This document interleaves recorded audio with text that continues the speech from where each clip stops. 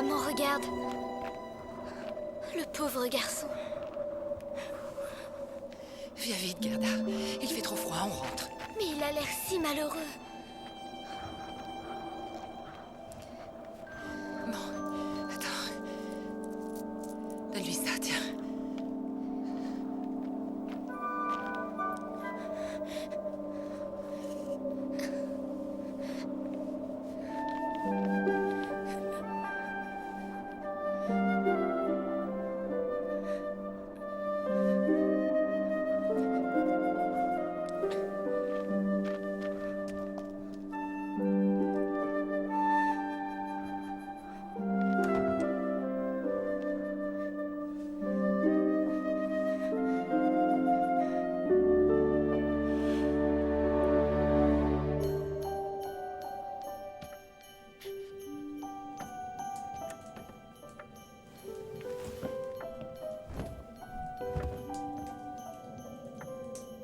Ces flocons de neige ont l'air tellement doux qu'on a l'impression qu'ils sont tout chauds. Ils sont froids comme le baiser du diable. C'est ce que ton grand-père disait toujours. Et au moins aussi mortel. Au lit, Gerda. Allez, il est tard.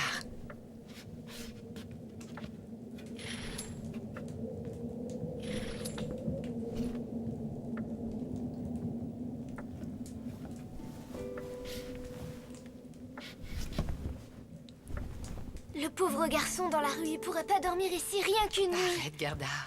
Ça suffit.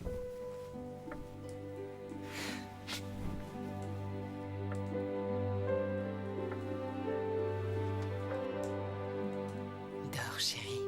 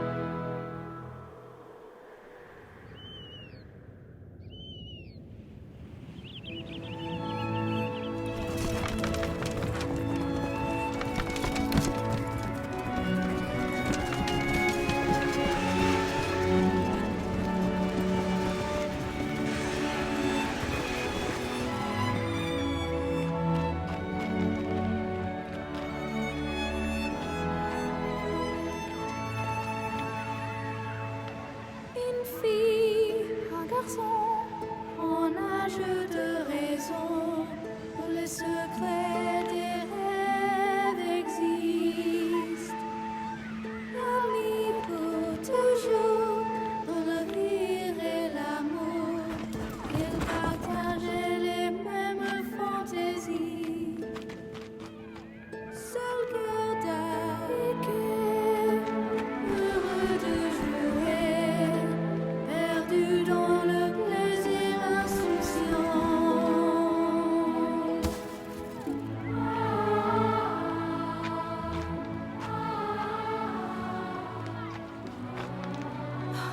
Quels merveilleux amis ils sont devenus, ces deux-là. J'avais jamais vu Gerda aussi heureuse. Et quels appétits ils ont. Avec son coup de fourchette, ce garçon va nous mettre à la rue. Vous êtes trop bonne avec lui, Anna. C'est qu'on le reconnaît plus depuis que vous nous l'avez remplumé.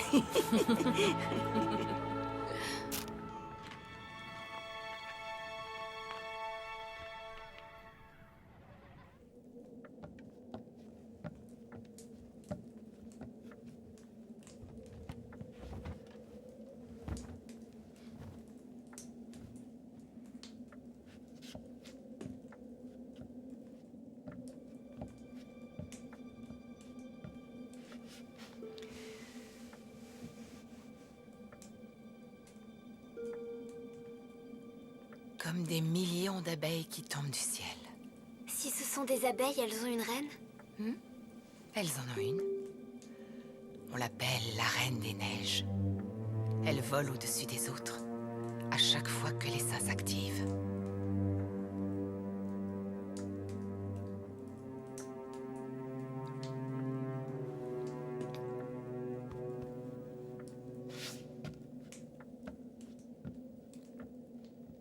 C'est vrai, je l'ai vu. Oh non, Kay, arrête! Pourquoi arrête? Je n'ai jamais rien vu d'aussi beau qu'elle. Toute couverte de perles blanches et de fourrure. Tu verras quand elle reviendra. J'ouvrirai la fenêtre et je la ferai rentrer. Et moi, je la mettrai sur le poêle pour qu'elle fonde comme un bonhomme de neige.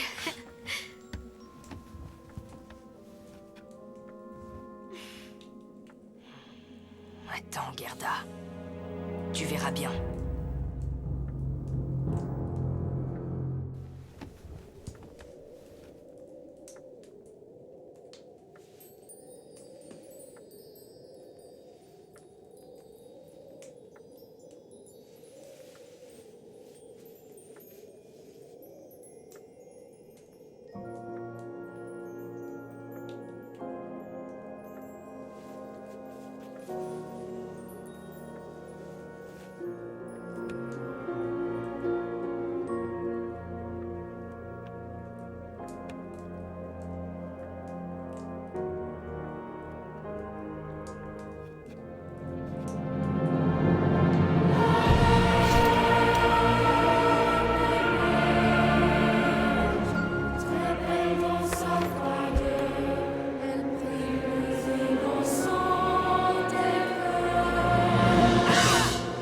J'ai reçu quelque chose dans l'œil.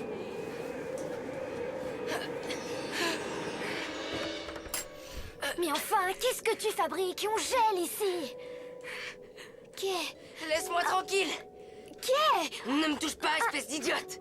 J'aimerais bien dormir si tu permets.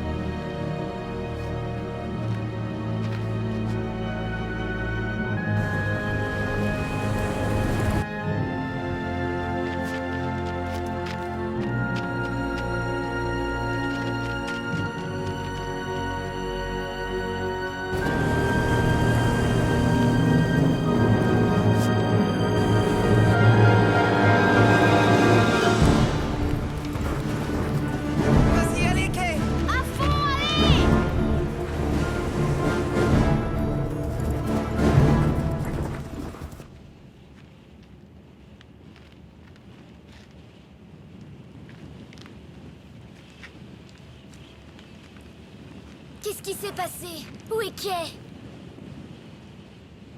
Pourquoi vous ne dites rien? Il a filé. Vers la rivière.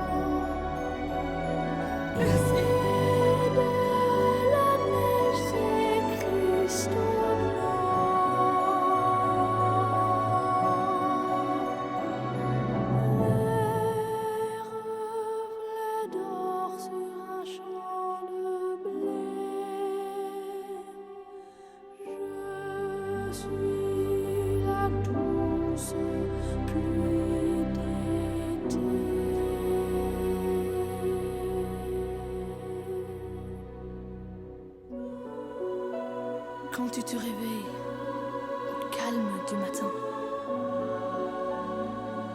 je suis le froissement serein d'un oiseau vif prenant l'envol.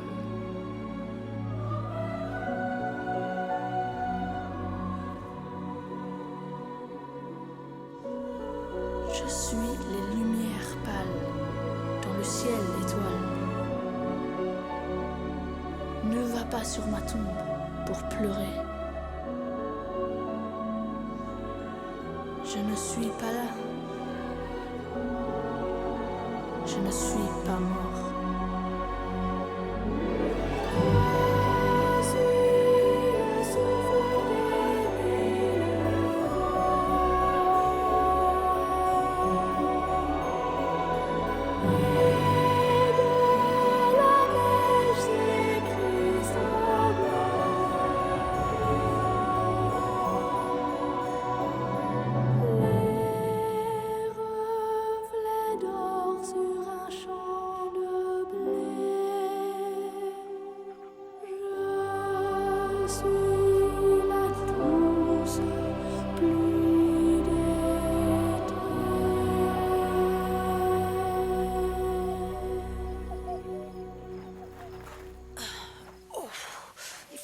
Dans les jambes.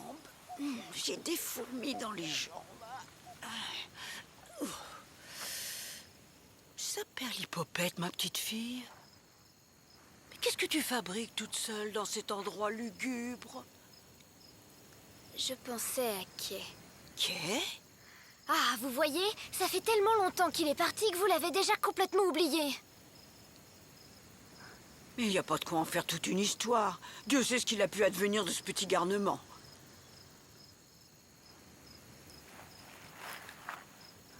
Mais on a retrouvé ma vieille luge dans la rivière ce matin. Ça n'a rien d'étonnant. Il a dû la jeter dans l'eau quand il est parti. Elle était trop lourde pour qu'il l'emporte.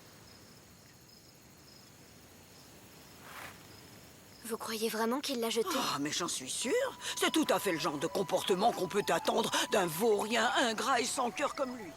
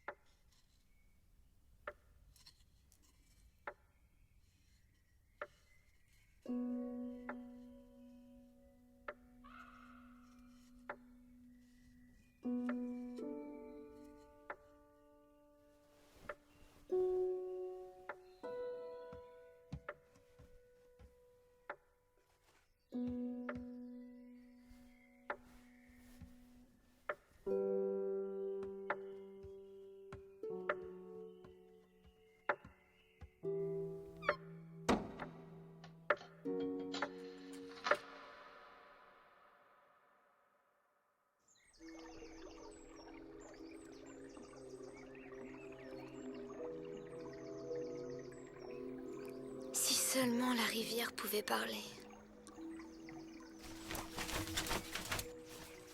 Moi, je peux parler.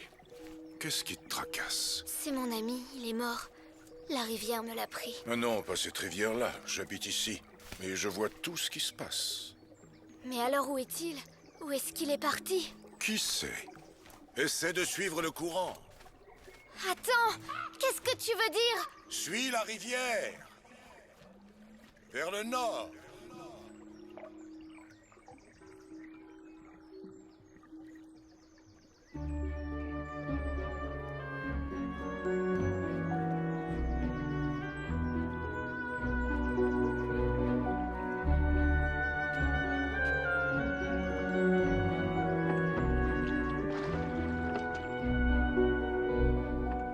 Sous le froid cruel d'un hiver sans fin, qu'elle a pu reprendre sa recherche en vain. Nous, des oiseaux, sur l'air mon cœur, qui n'est pas mort, seulement blessé du cœur. En séchant ses larmes, supplia la rivière de lui ramener son ami très cher. Elle lui répondit, elle l'emmène au loin, tout le long de son cœur jusqu'au plus beau jardin.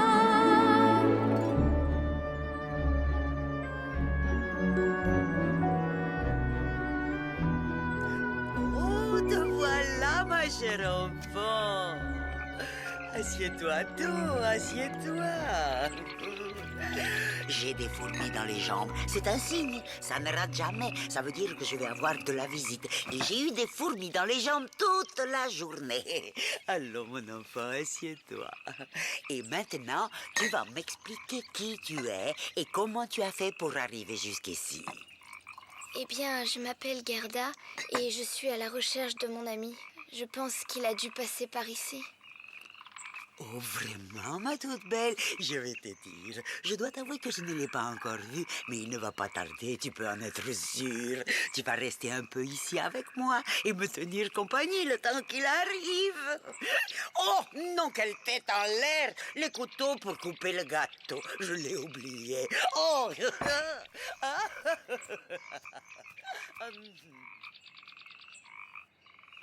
Petite fille.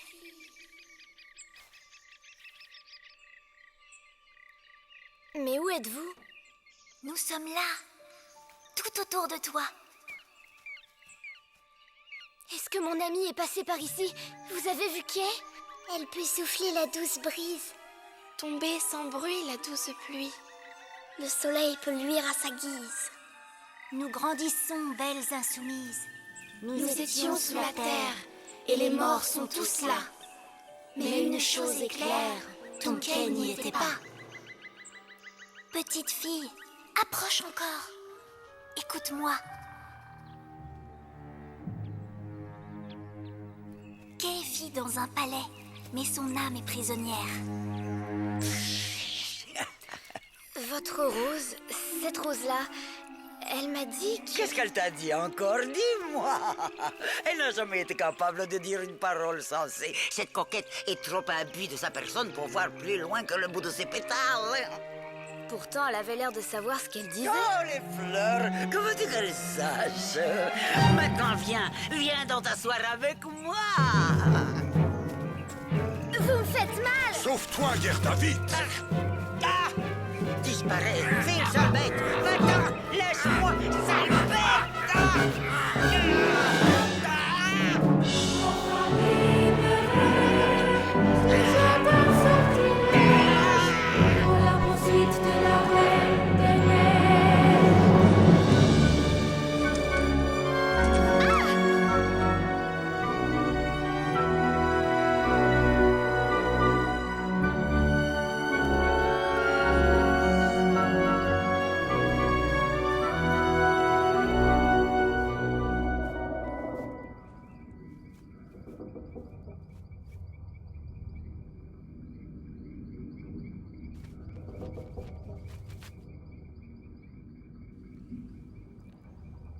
Je vois un palais. Un palais? C'est assez majestueux pour être un palais. Alors les fleurs avaient raison. Suis-moi, dépêche-toi, la nuit tombe.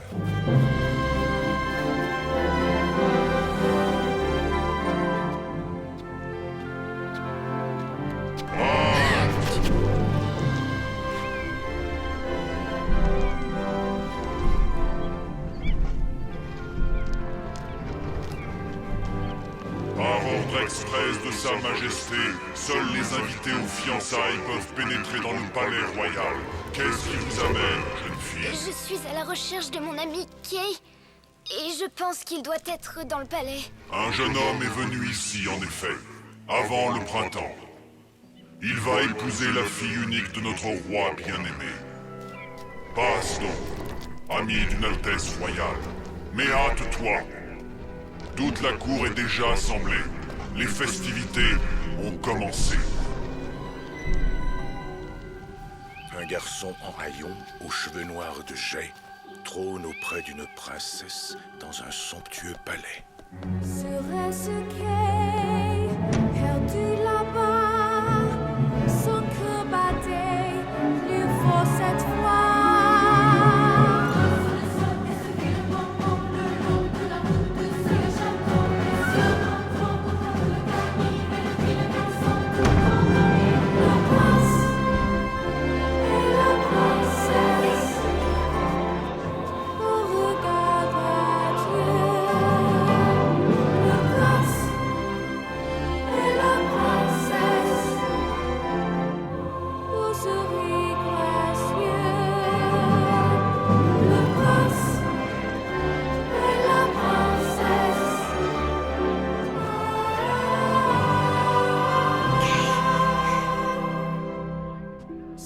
toit s'effondre, elle s'est trompée. Sonnait un autre à la place des quais. Les yeux en larmes, elle se promet une fois encore de le sauver.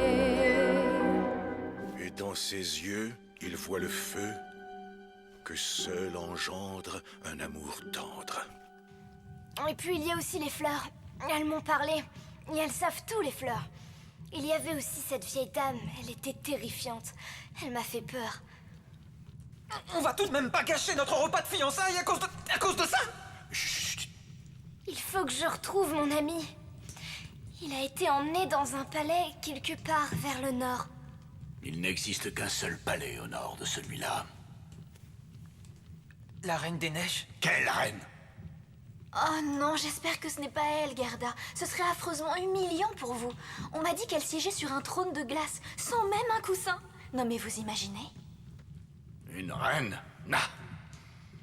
Dans les cercles royaux, lorsque nous faisons référence à cette personne, nous l'appelons la sorcière des neiges. Si ce que vous dites est vrai, ma fille, c'est que votre ami Kay a dû la suivre de son plein gré. Ces derniers temps, il était comme sous son charme. Elle lui avait jeté un sort. Il était ensorcelé. Il est devenu méchant et cruel d'un seul coup. Je crains qu'une force plus obscure encore ne soit à l'œuvre. Je ne vois pas de quoi il parle. Peu importe. Pour cette nuit, vous êtes notre invitée, Gerda. Et demain, je vous ferai donner quelques vêtements plus adaptés à votre voyage. Voyons, une robe de soie et ma plus belle cape doublée de fourrure.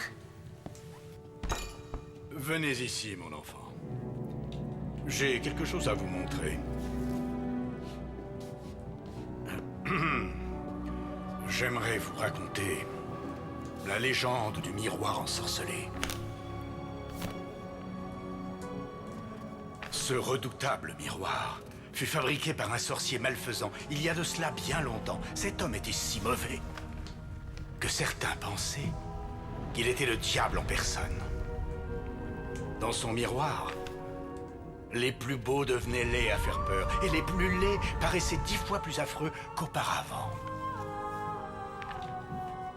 Le sorcier était tellement enchanté de son invention qu'il ordonna à ses apprentis de l'emmener partout de par le monde, afin que chacun pût y lire toute l'horreur du genre humain. Mais le miroir leur échappa et tomba sur la terre, où il se brisa en des millions et des milliards de morceaux. Après quoi, il fut cause de plus grand malheur encore qu'auparavant, pour le plus grand plaisir de notre sorcier. Parmi ces fragments, certains servirent à fabriquer des lunettes. Et ceux qui les chaussaient voyaient le monde sous son jour le plus noir. Mais quelle est la fin de l'histoire? Elle n'a pas de fin. Et elle n'en aura pas. Venez avec moi.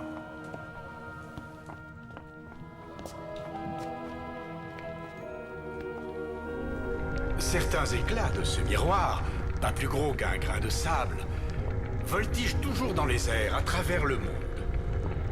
Si par malheur vous deviez en recevoir un dans l'œil, vous ne verriez plus dès lors que les côtés les plus sombres de la vie. Et votre cœur deviendrait aussi froid qu'un bloc de glace.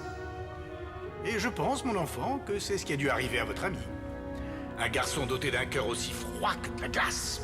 Quel beau cadeau à offrir à votre prétendue Reine des Neiges. Mais père, n'y a-t-il rien qu'on puisse faire pour Gerda? S'il est vrai qu'il a un éclat de ce miroir dans le cœur, la Reine des Neiges aura toujours un pouvoir sur votre ami. Mais vous, ma fille, vous avez un pouvoir qui surpasse de loin le sien. Une fille du peuple qui aurait un pouvoir plus grand qu'une personne royale?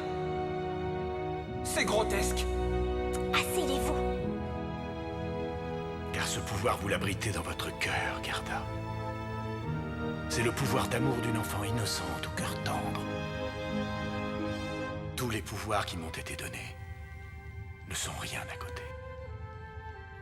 Je n'y comprends rien. Vous comprendrez bientôt, mon enfant. Mais pour l'heure, il faut dormir. Vous avez une longue route devant vous.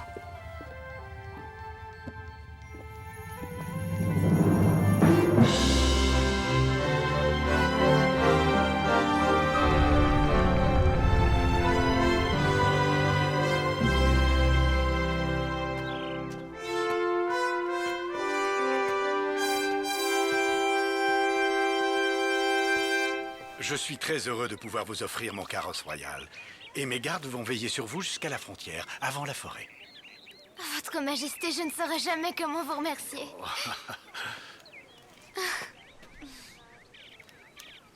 Au revoir. La courageuse qui a résolu monte dans un carrosse vers la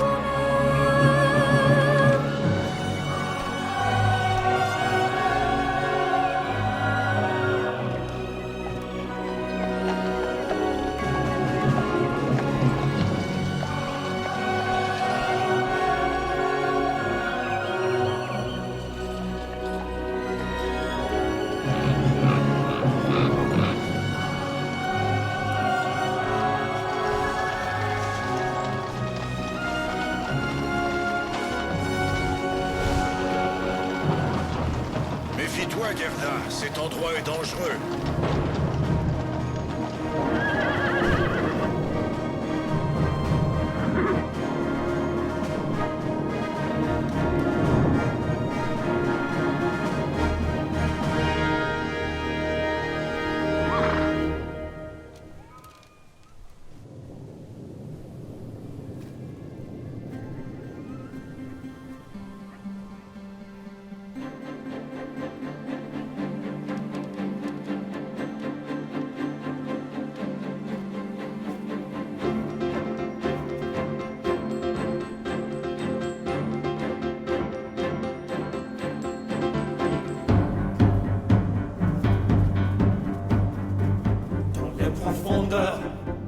De la forêt, des brigands cruels se cachaient comme des bouchers.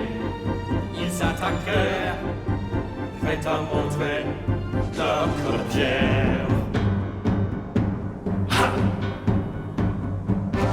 De la femme, prit Gerda, un coup de couteau, la finira, et sa gamine gâtée voulait Gerda pour s'avancer, elle est peur.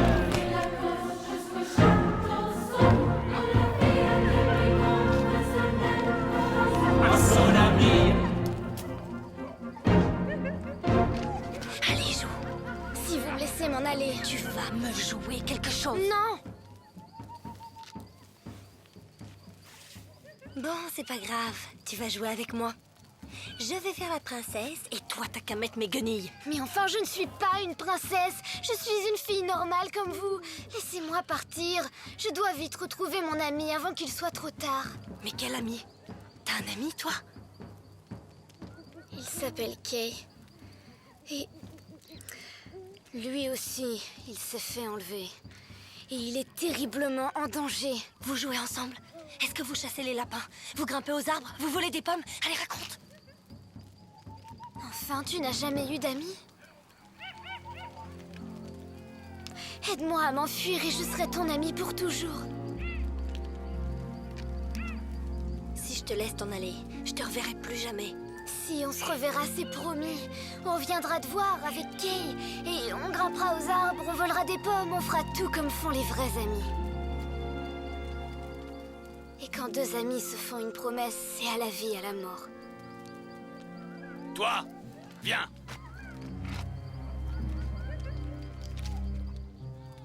Tu promets? Laisse cette pavèche. Va me chercher du vin. Attends que le feu s'éteigne. Pars avec lui. Il va te conduire au pays des aurores boréales. Qu'est-ce que tu trafiques? Trouve la hutte de la vieille. Il va t'y conduire. À la vie, à la mort.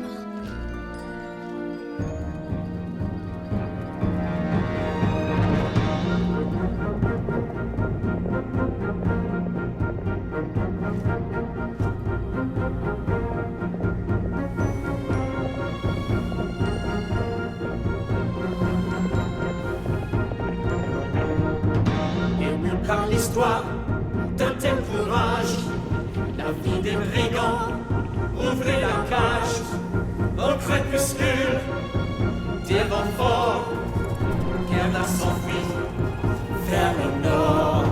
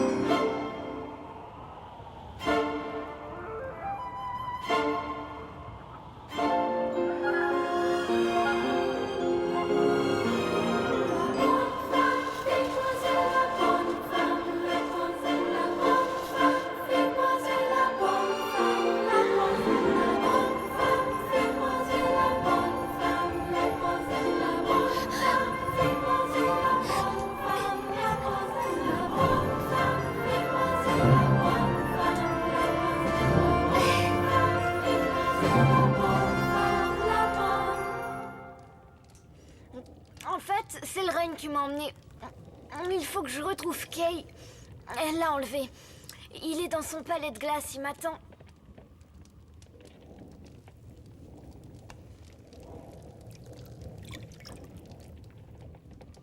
C'est gentil. Merci pour votre aide.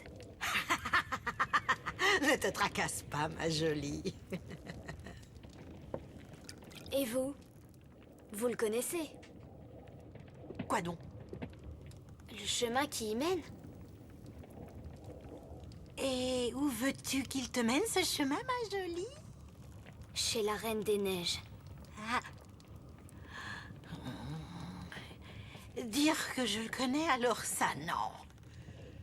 J'irai de toute façon. Et même si vous ne voulez pas me montrer le chemin. Je dois aller le rejoindre. Je trouverai bien un moyen. Kay. C'est terrible pour lui. Il faut que j'y aille. Non, attends, arrête. Écoute, je veux bien te montrer la route. Je n'ai pas le pouvoir de t'accompagner jusqu'au bout de ton voyage. C'est chez la femme Lapone que tu dois te rendre. Elle connaît le chemin. Merci beaucoup. Ah, merci. Allez, assieds-toi, mon enfant, assieds-toi. Et surtout, écoute bien.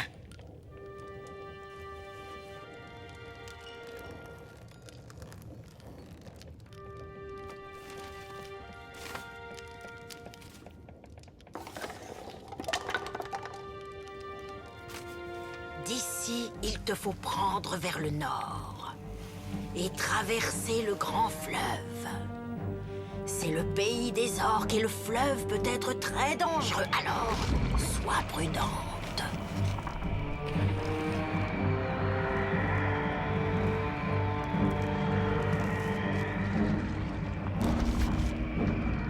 Ensuite, il te faudra franchir le tunnel des sons. Chut.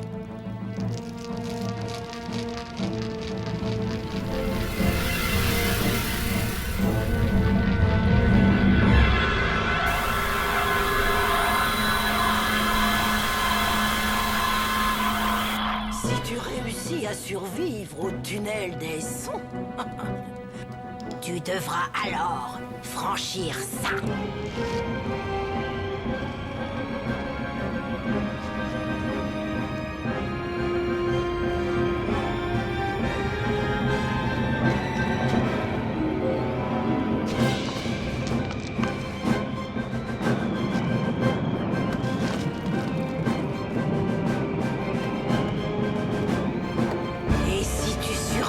Toutes ces épreuves, mon enfant, tu arriveras au pays où le soleil ne se couche pas de tout l'été. Là, tu trouveras la maison de la femme Lapone.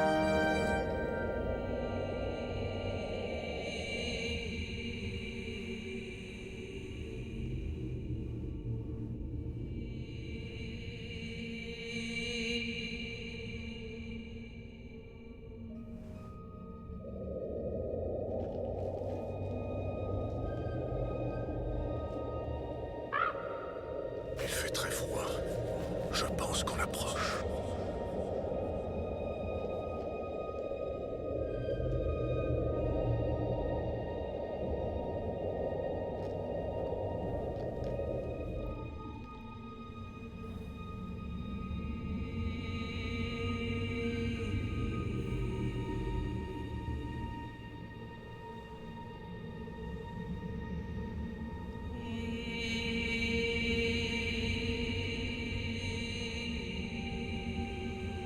Encore loin du palais de la Reine des Neiges. Il te reste une longue distance à parcourir. Mais je t'ai préparé de quoi raccourcir ton voyage.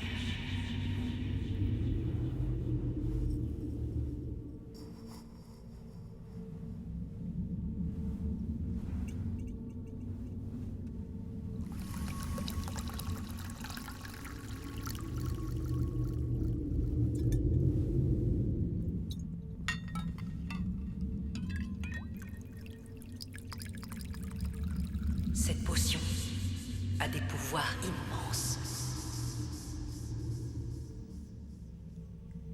Elle va te conduire jusqu'à la Reine des Neiges elle-même. Mais tu dois être prudente.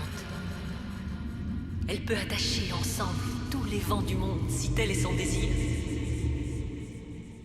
Ou déclencher des tempêtes, capables de détruire des forêts tout entières. Ou un froid si intense que l'on peut sentir les anges tirés par les mains et les pieds. Avant de mourir, gelés.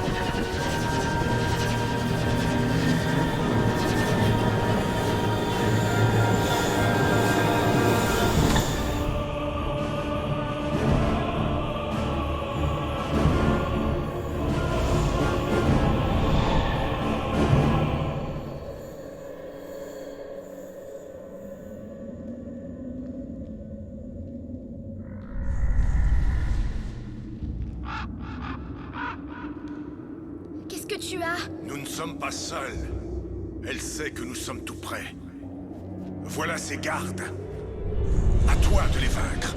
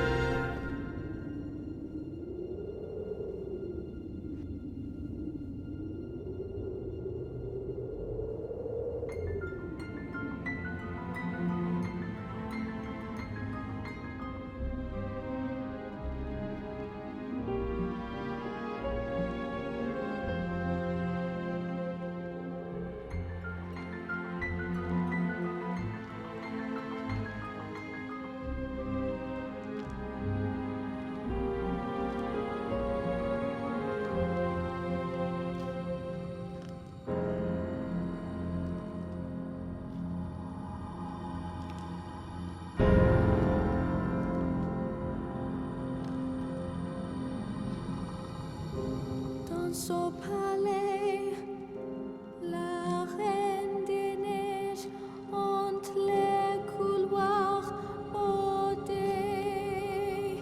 de givre. Tout fut saisi dans sa splendeur en lac d'acier brigué dans son cœur.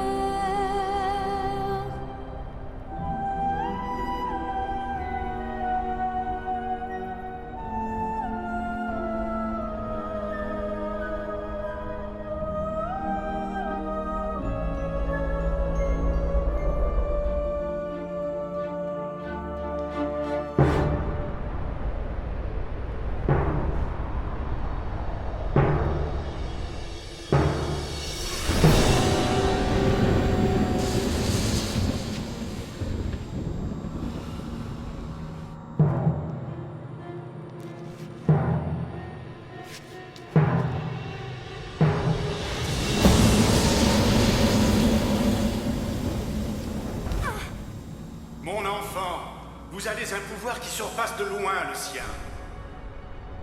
Car ce pouvoir, vous l'abritez dans votre cœur, Gerda. Dans votre cœur, Gerda.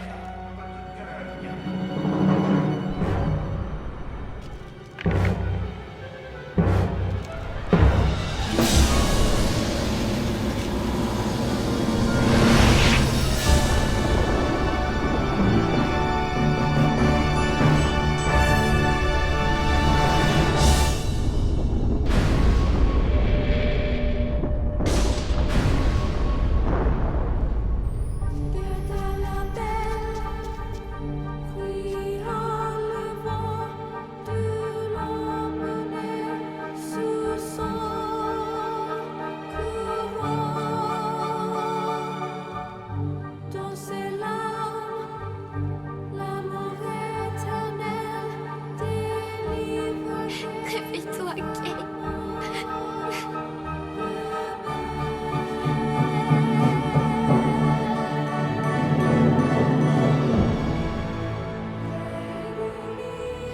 Gerda, où étais-tu passée depuis tout ce temps? Et moi, où est-ce que j'étais? Qu'est-ce qu'on fabrique ici? Pourquoi il fait si froid? Vite, Gerda, il faut se dépêcher. Le palais est en train de s'écrouler.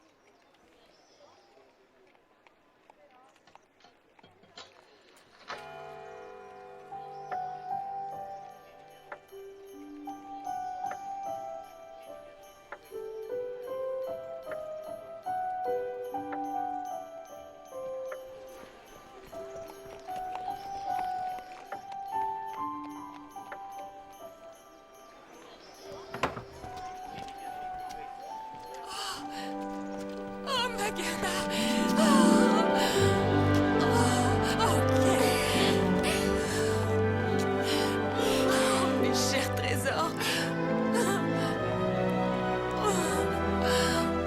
Je croyais vous avoir perdu.